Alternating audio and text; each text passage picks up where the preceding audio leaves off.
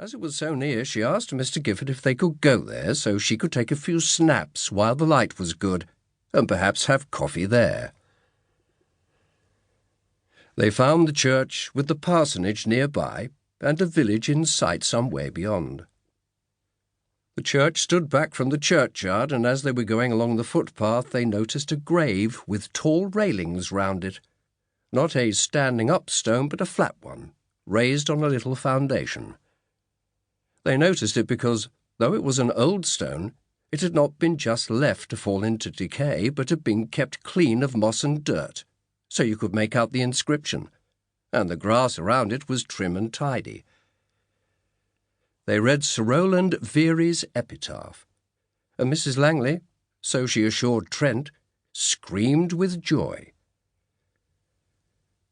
There was a man trimming the churchyard boundary hedge with shears who looked at them, she thought, suspiciously when she screamed. She thought he was probably the sexton, so she assumed a winning manner and asked him if there was any objection to her taking a photograph of the inscription on the stone. The man said that he didn't know as there was, but maybe she ought to ask Vicar because it was his grave, in a manner of speaking.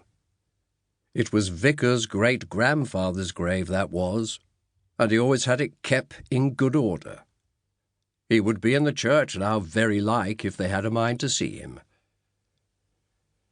Mr. Gifford said that in any case they might have a look at the church, which he thought might be worth the trouble. He observed that it was not very old, about mid-17th century, he would say. A poor little kid church, Mrs. Langley commented with gay sarcasm.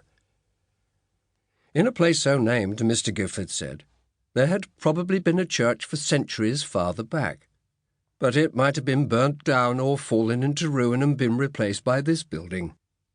So they went into the church, and at once Mr. Gifford had been delighted with it. He pointed out how the pulpit, the screen, the pews, the glass, the organ case in the west gallery were all of the same period. Mrs. Langley was busy with her camera when a pleasant-faced man of middle age in clerical attire emerged from the vestry with a large book under his arm. Mr. Gifford introduced himself and his friends as a party of chance visitors who had been struck by the beauty of the church and had ventured to explore its interior. Could the vicar tell them anything about the armorial glass in the nave windows? The vicar could, and did. But Mrs. Langley was not just then interested in any family history but the vicar's own, and soon she broached the subject of his great-grandfather's gravestone. The vicar, smiling, said that he bore Sir Rowland's name, and had felt it a duty to look after the grave properly, as this was the only Veary to be buried in that place. He added that the living was in the gift of the head of the family, and that he was the third Veary to be vicar of Silcote Episcopi in the course of 200 years. He said that Mrs. Langley was most welcome to take a photograph of the stone, but he doubted if it could be done successfully with a hand camera from over the railings. And of course, said Mrs. Langley, he was perfectly right.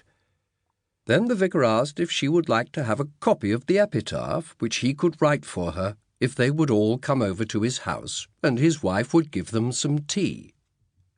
And at this, as Trent could imagine, they were just tickled to death.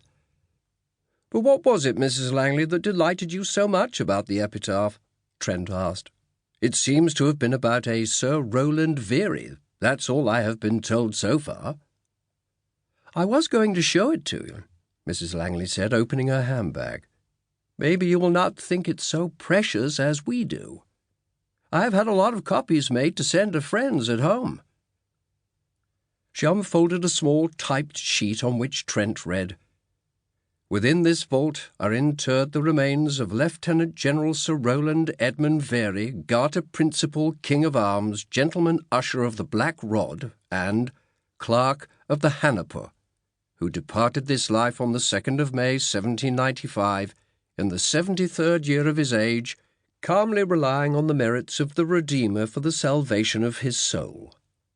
Also of Lavinia Prudence, wife of the above, who entered into rest on the 12th of March, 1799, in the 68th year of her age. She was a woman of fine sense, genteel behaviour, prudent economy, and great